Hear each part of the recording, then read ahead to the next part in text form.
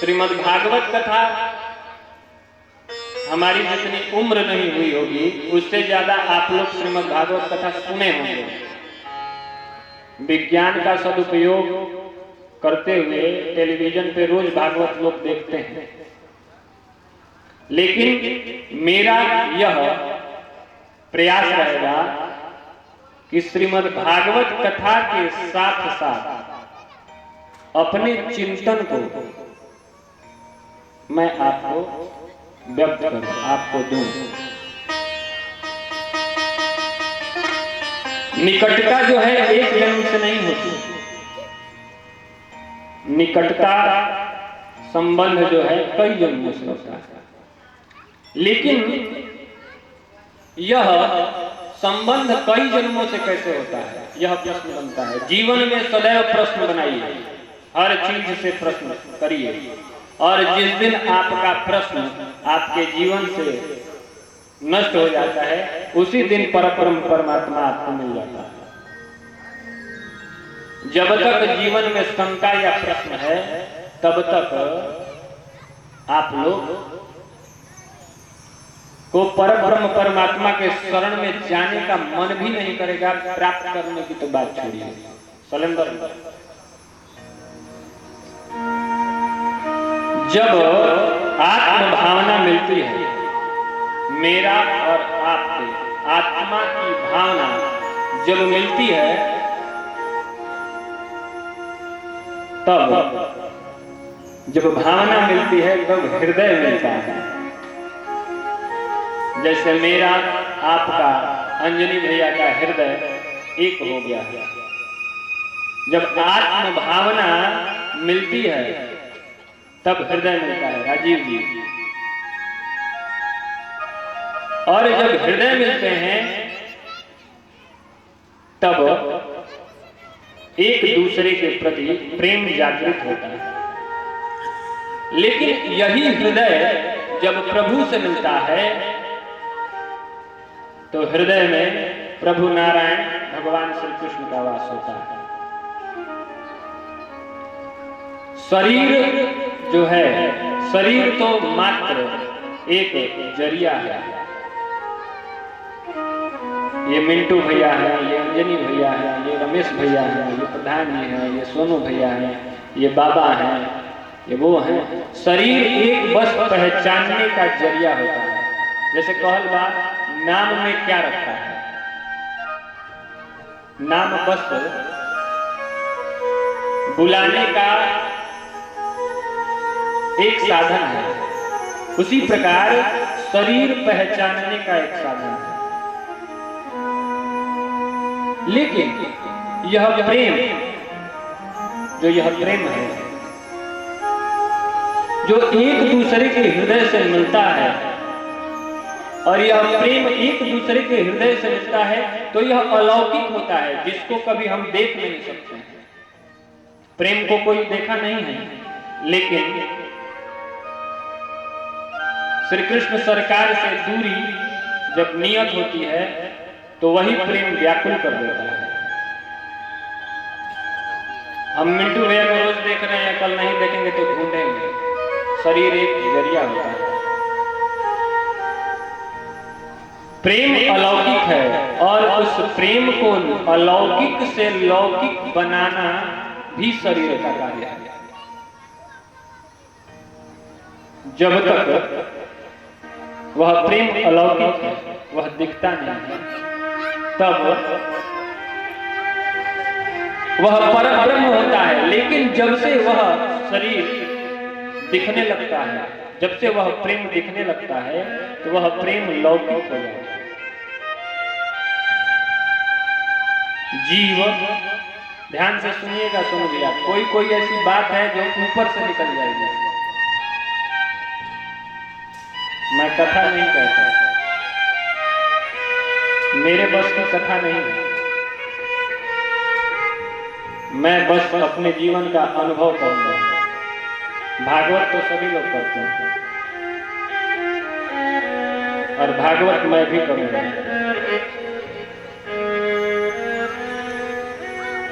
अलौकिक से लौकिक शरीर ही बनाता है प्रेम को।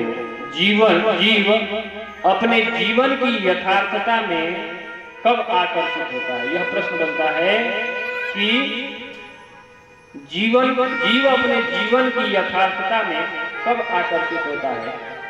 जब वह या तो सुंदर हो, सामने वाला जो जीव है जिससे प्रेम है वो सुंदर हो, या फिर उसका हृदय सुंदर हो, तभी प्रेम बनता है। और यही सोचने वाली बात है, बस यहीं पे है परम तत्व जो मैं आपको समझाना चाहता हूं। श्रीमद् भागवत की कथा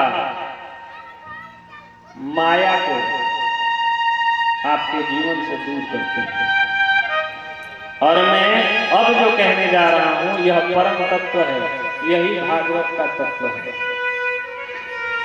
जब जीव को सामने वाले जीव से प्रेम होता है तब वह प्रेम विरह देता है। अगर वह जीव उस जीव से दूसरी तरफ चला जाए तो वह विरह देता है। लेकिन वही जीव जब दूसरे जीव के हृदय को देखता है और उस हृदय में बसे परब्रह्म परमात्मा भगवान श्री श्याम को देखता है और उस श्याम से जब प्रेम करता है तो वह प्रेम जीवन को मोक्ष प्रदान करता है। तो अब आप लोगों को तय करना है कि जीव से प्रेम करना है कि हृदय से प्रेम करना है। इसलिए शरीर बस एक जरिया है, पहचानने में। कभी भी आप हृदय से प्रेम करिए, और जब आप हृदय से प्रेम करेंगे तो ऐसे ही एक पीढ़ी नहीं, 2 पीढ़ी नहीं, 3 पीढ़ी नहीं, 4 पीढ़ी नहीं, कई 100 पीढ़ियां इस प्रेम में बीत जाएगी। मैं कितनी बार छत्तीसगढ़ गया हूं, एक बार भी नहीं छत्तीसगढ़ गया हूं। मेरे प्रेम में राजीव जी, मेरे हृदय के प्रेम में अंजनी भैया अपने पूरे परिवार को लेकर छत्तीसगढ़ से यहाँ आए। यह क्या है? यह हृदय का प्रेम है, यह जीव का प्रेम नहीं है, शरीर का प्रेम नहीं है। और जिस प्रकार ये लोग, हमारी कथा से पहले अंजनी भैया हमसे कहते कि महाराज जी सब कुछ आपसे देखना है, सब कुछ मैंने देखा है। बीच में व्याकुल हो गए नहीं, आपसे बता रहे राजीव जी से हर दिल की बात करते हैं अंजनी भैया, जैसे आप हैं वैसे ही राजीव है। तो कुछ बीच में तो छत्तीसगढ़ से ये हम लोग अपने पूरे भागवत परिवार के लिए मैं कह रहा हूँ, इतना प्रेम है कि ये यहाँ भी हम लोग कुर्सियां में कहे थे, वो भी 4थी पीढ़ी में कथा कह रहे थे, और यहाँ भी कह रहे हैं वो भी 4थी पीढ़ी में कथा कह रहे हैं, मार्कंडेय जी। और ये पूरा परिवार छत्तीसगढ़ से आया है, किसके प्रेम में? कृष्ण के प्रेम में। और वही कृष्ण मेरे हृदय में बसे हैं, तो उस प्रेम में। तो इसलिए बंधुओं, मेरे संबंधियों, जीव से प्रेम मत करिए, हृदय से प्रेम करिए। जब आप हृदय से प्रेम करेंगे तब इस प्रेम को सहस्त्र हजार वर्षों तक लेकर चलेंगे। और ठाकुर की कृपा सदैव, जो ठाकुर आपके हृदय में बसे हैं, वो ठाकुर इस प्रेम को सहस्त्र हजार वर्षों तक लेकर चलेंगे।